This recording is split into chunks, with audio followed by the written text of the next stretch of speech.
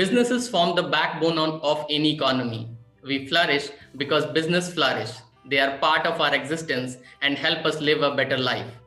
The world in 2020 has changed more than it did in an entire decade before. This change is rapid, unimaginable, yet progressive. Today, we long for prosperity, which is sense of fulfillment, being successful in what we do, and having peace in our lives. The desire to acquire, to hold things, memories, experiences is diminishing, but to cherish them is ever increasing.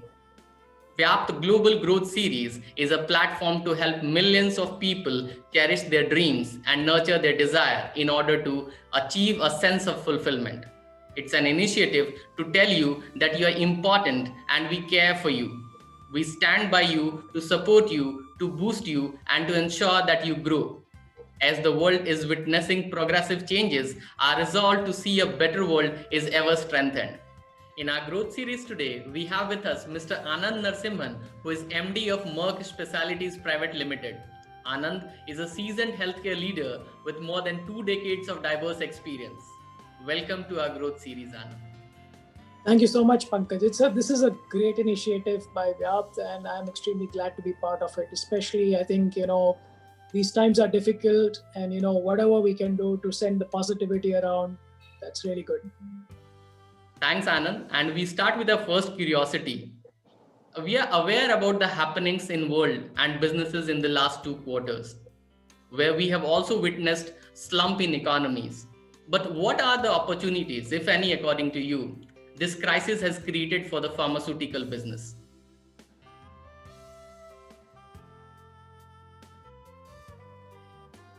So they say, every crisis is an opportunity. They say never let a crisis go waste, and that's what we are seeing through this crisis also, which is COVID.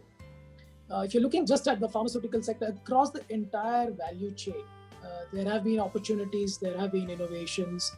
You take the example of telehealth, telemedicine. Nobody was embracing these tools before. These days, I think everybody has used it. In India, at least, most of us have used telehealth or telemedicine. We have used e-pharmacy, definitely, ordering our medicines, our vitamin supplies through the e-pharmacy networks. We've done that. We've seen regulations improve too. Pharma has been one industry wherein regulations have been pretty sticky, and they've taken a long time to evolve and change. But what we have seen is that during this pandemic, even the government has been bold enough to support changes so that at the end, patients benefit. Also, you look at the supply chains are being transformed. During the COVID-19 pandemic, initially logistics was a big challenge, and many companies innovated. There was a lot of jugaad at work in country in India too, and which means that for the future of the supply chains, I think it's all augurs well.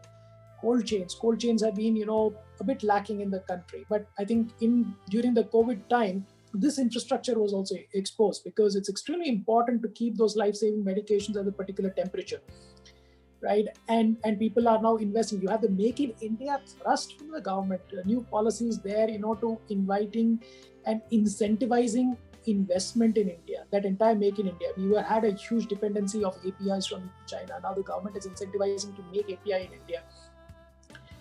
From a working perspective, there are new ways of working that companies are evolving. Even we are doing that at work, in terms of providing flexibility. We are all working from home.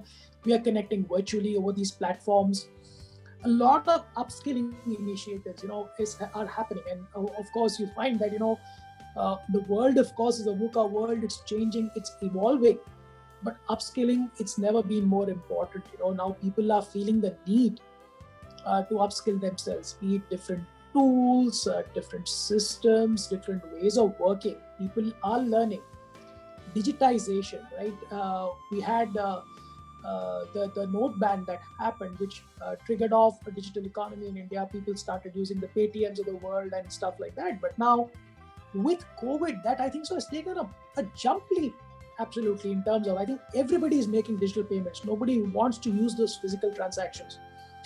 And then you look at digital marketing, communications, and last but not the least, I think the biggest opportunity that has been discovered and is being exploited is empathy. People are showing a lot more empathy for each other, which is, I think, in this world and in this day and age, it's extremely important. Okay, so you talked about empathy. Obviously, we can see a lot of things happening across the world, and you talked about a lot of cold chains coming up, which is going to boost our system in terms of not only from the transportation and logistics point of view, but also in terms of our healthcare system as Absolutely. well. Yeah. So it's evolving. We are seeing, and I don't have to mention about digital, how quickly companies have evolved. They said the pharma companies are at the outer spirals of digital disruption, but now we know that pharma is bang in the center of digital disruption. Companies, clinicians, hospitals, everyone, the entire stakeholder universe is adopting digital like never before. The pandemic has given a tremendous impetus to quickly transform towards digital and become aggressive users of digital channels as far as the organizations are concerned. And so this is a key shift that has already started. It's not going to stop now. And these are some significant changes, Anand, I suppose. Absolutely, these are changes that needed a bit of push to get started, and I think COVID has provided that impetus and that initial momentum that's needed for such change initiatives. Because pharma itself has been traditional, a very very traditional industry. It's not changed a lot because of the long life cycles that are there, from drug discovery to commercialization, a very very complex regulatory process that is to get products approved. But now what COVID has done is it's forcing even pharma to think differently. And now the change process has started. It's not going back. It's going to continue forward. So my here starts my second curiosity, which is in line from the first curiosity itself. How do you see the growth prospects of the pharmaceutical industry in the next 2 quarters in the South Asia region? And the subset of the question is, what are the transformations required to leverage the changing landscape?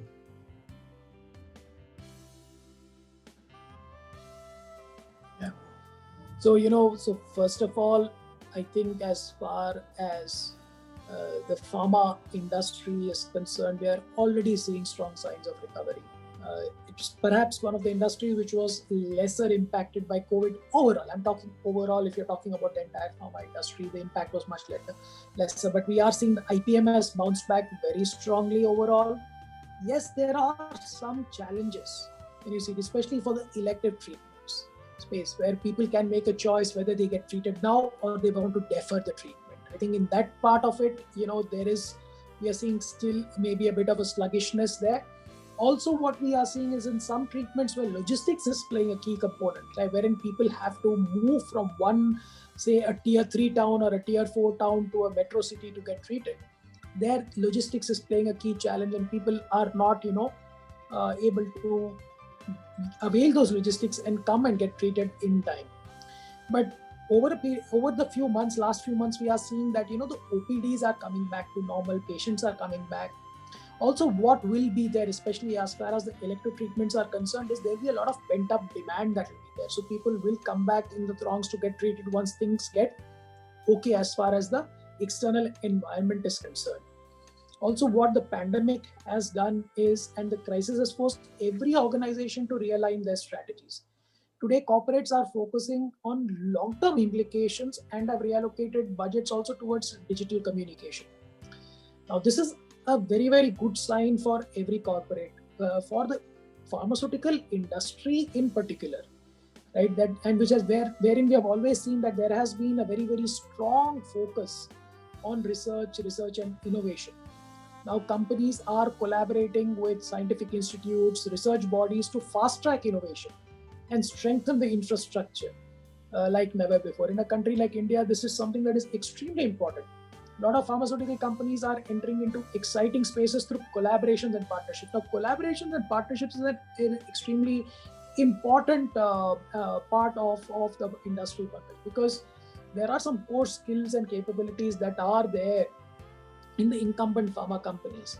But now, if you take the example of digital innovation, and doing stuff, here for pharma companies to scale up those capabilities in quick time will take a lot of time. It's not going to happen overnight, which means making those partnerships to make those bridges is extremely important. And here we are seeing that already happening, wherein technology players and pharma players, incumbents, are combining forces to provide solutions.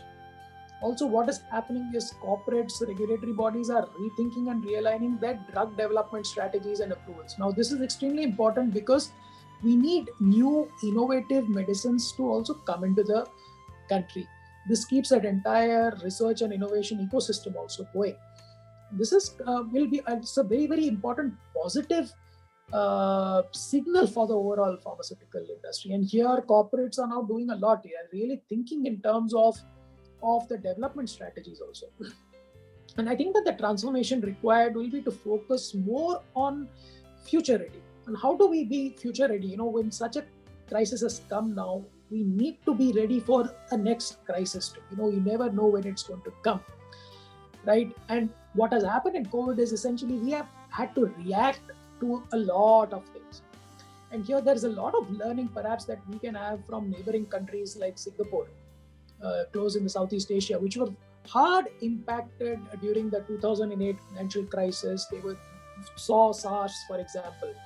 And the way they set up their economies, their infrastructure, and the entire ecosystem around to react to the situation is a great example of how Singapore has coped with this particular COVID crisis. Even though it's a small country, there are some great learnings there. And I think for us as a country also, COVID is providing us with that opportunity to transform ourselves, get more future ready, and be more action oriented, more proactive rather than being more reactive. And coming to the last point is essentially around the corporates. Now, corporates who have been able to transform and dwell themselves amid this pandemic have survived. While those that are still waiting and watching for things, the situation, how it's going to evolve, they are going to be missing the bus. And we have seen that also, where a lot of the corporates that are choosing to do nothing are just focusing on just getting back to normal rather than bouncing back will be the laggards out here. So being future ready and transforming will help corporates emerge as stronger businesses overall post this pandemic, Pankaj. So you talked about collaborations and partnership. Do you think that even after COVID, this is going to be the new normal for decades to come?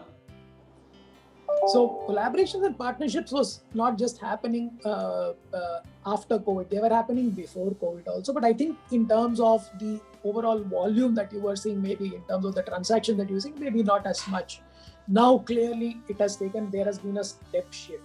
So the openness of good old pharma to embrace new technologies, partner with new technology players, has completely transformed. Is this going to continue post-COVID? Absolutely, it's going to continue. Because I think right now what has happened is we have gotten a flavor of it can work.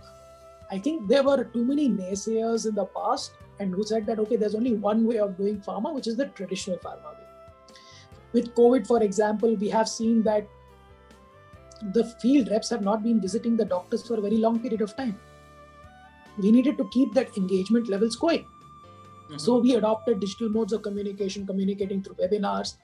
And when I've been engaging with physicians online, physicians are very happy for those online engagements. So much of time is being saved. The travel time in a country like India, wherein we spend so much of time commuting in cars. Imagine if you have to go and meet a physician in Delhi from Bombay.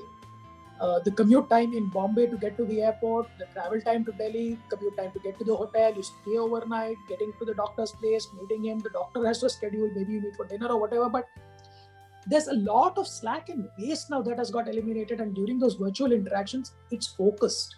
Even the physicians are wanting to talk to you. That is the best part. Mm-hmm. So it has changed. It's going to be that way. Okay, so a lot of good changes happening because of COVID and because of disruptions we have seen across the world. But would like to understand from you that what are the job prospect would this growth and opportunity create?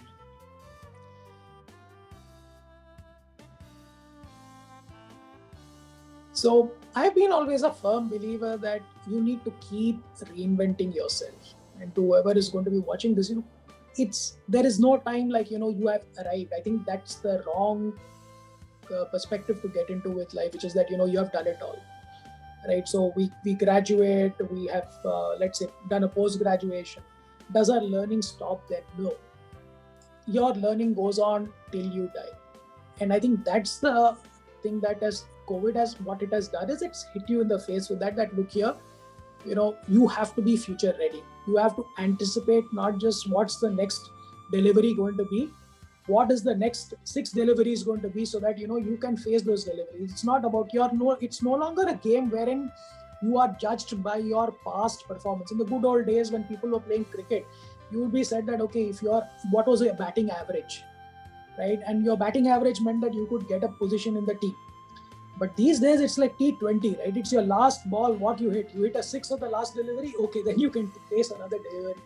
And in the future, it's going to be about what you can do in the next 4 deliveries. I think that's even going to be more. So anticipating, getting more future ready is important.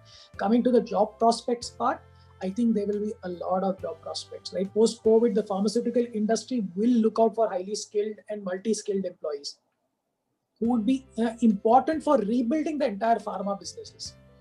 Also, the current work schedule is providing, great opportunities for people to work outside traditional office settings. At Merck, for example, we have rolled out flexible work guidelines.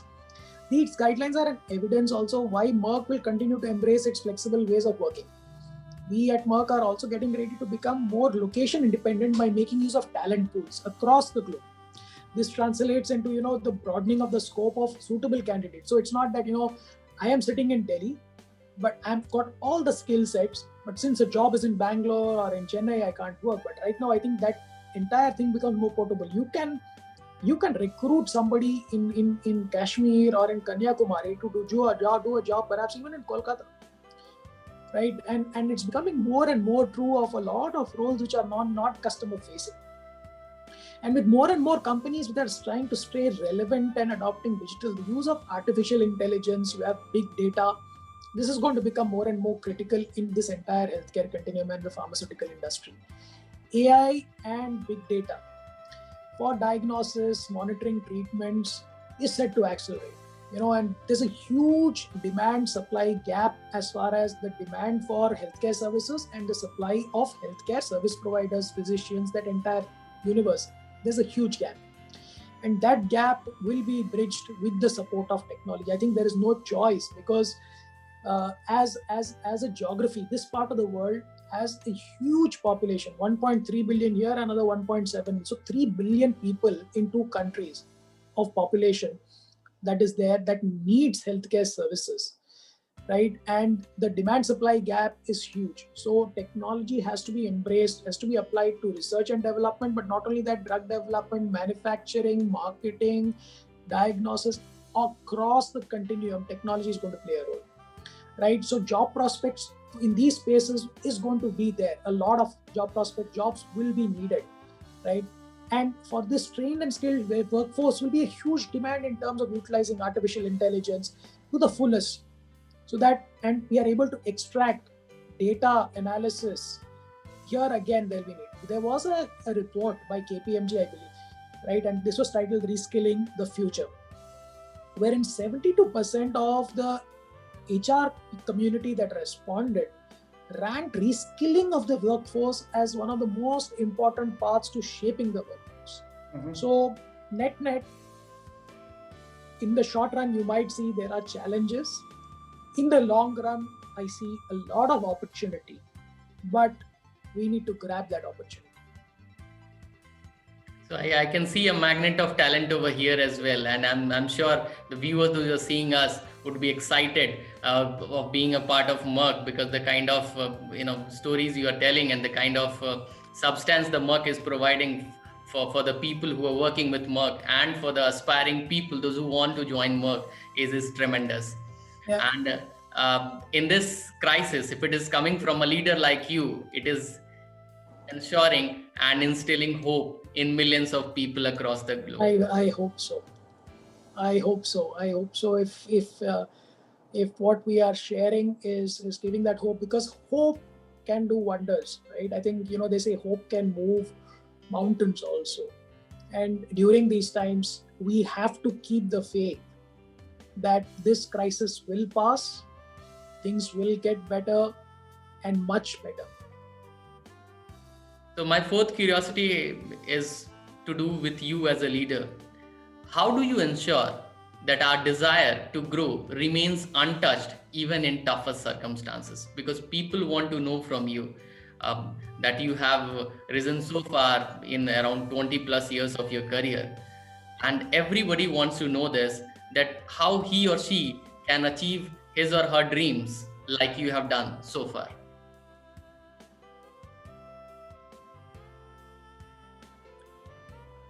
I think the first thing is, and what I've always said is you need to enjoy what you're doing. That comes at the center of whatever, right? You need to connect to your own purpose. So I would urge each and every one of us to find that purpose. It's not very easy, but find that purpose, right? That motivates you, that keeps you going, that gets you driven.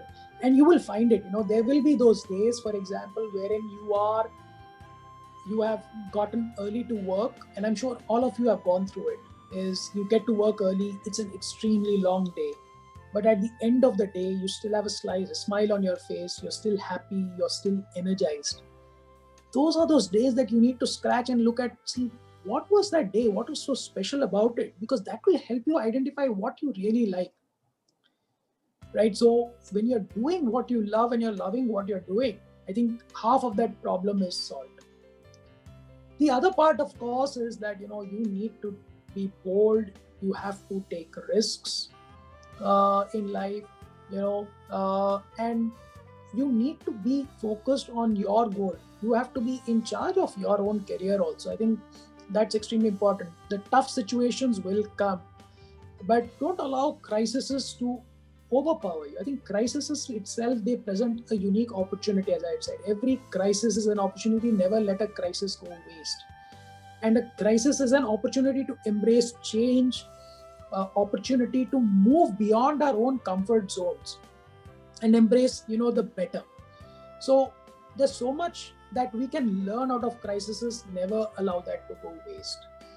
So yeah, I think it's about there will be difficult situations in life, and you need to be bold, for example. And when I'm saying you have to be bold, one of the bold decisions I had to make in my life was to take a step down in my career, and that was when I moved from India to Singapore into a regional role, right? And I actually took a step down.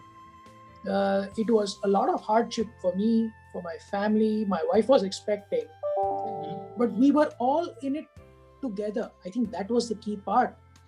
That okay, we make a decision and we think that this is the right thing to do. And because today, if I'm looking back and thinking about that one decision that has changed my career trajectory, it's that one decision which people actually told, don't do it. They said that this is going to take you down, you should not be doing it. But that's where you need to believe in what you're doing. And as I said, once you have that belief, once you find that space wherein you are going to enjoy what you're doing, you will make it. I think that's one good example that I would like to share with you guys. Apart from that, also what I can share with you during this crisis itself, right? And I think this is another unique period which throws up leaders. I'm a firm believer that after this crisis, what we will find is we'll have people with a lot more of empathy, but we'll also find a lot more of new leaders, new age leaders will be there. So they say, it's easy to swim with the tide. It's the people, when people swim against the tide, we know what people are made of, what the men are made of, what the human being is made of. And that's happening during this crisis. During this crisis, we are seeing that, the time-tested warriors are taking a backseat. But it's suddenly we are seeing a renewed energy and focus and determination in people whom we never thought or never wanted to bet on, right? So these are the people who actually have it in them to tide through a crisis also.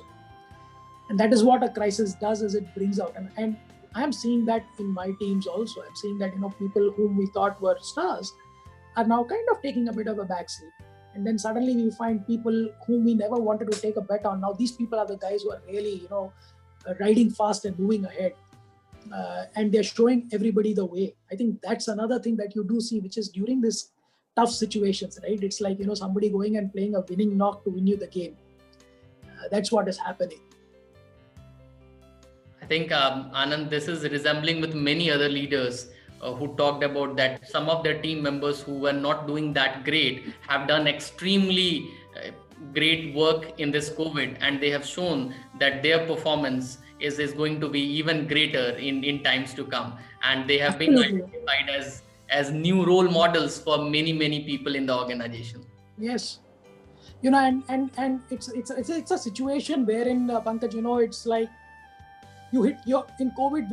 We all of most of the companies in Q2 they hit a rock bottom, right? And from there it was only one way to go, which was look upwards, right? So why are we holding ourselves back? We don't need to hold ourselves back in a crisis. I think crisis also presents you an opportunity to experiment, to try out new things, because it can't get any worse, right? Wherein you need to believe in yourself and you have to move ahead, right? It's like, you are batting with your last man and you have one wicket only left and you have to score some runs to win the match. But what do, right? You say, let's give it a slog, let's make it happen, right? And that's what also sometimes a crisis done. I'm not saying take uncalculated bets. It's extremely important to take bold but calculated bets. I think that's what will differentiate the smart leaders versus, people who just want to go in and charge, right? It's like, you charge without a plan and you charge with a plan. I think getting a plan in place is also equally important. So this was Anand talking about, having courage to face tough situations. And he also talked about that there are many people, those who respond according to the time, and they are champions in the tough times. We need Absolutely. to learn from them. We need to understand from them that how we can do better in our lives. Thank you so much for your mind and heart talks, Anand. It was great interacting with you in Vyapt Growth series. Thank you so much, Pankaj. It was a pleasure interacting with you too. Thanks so much, guys.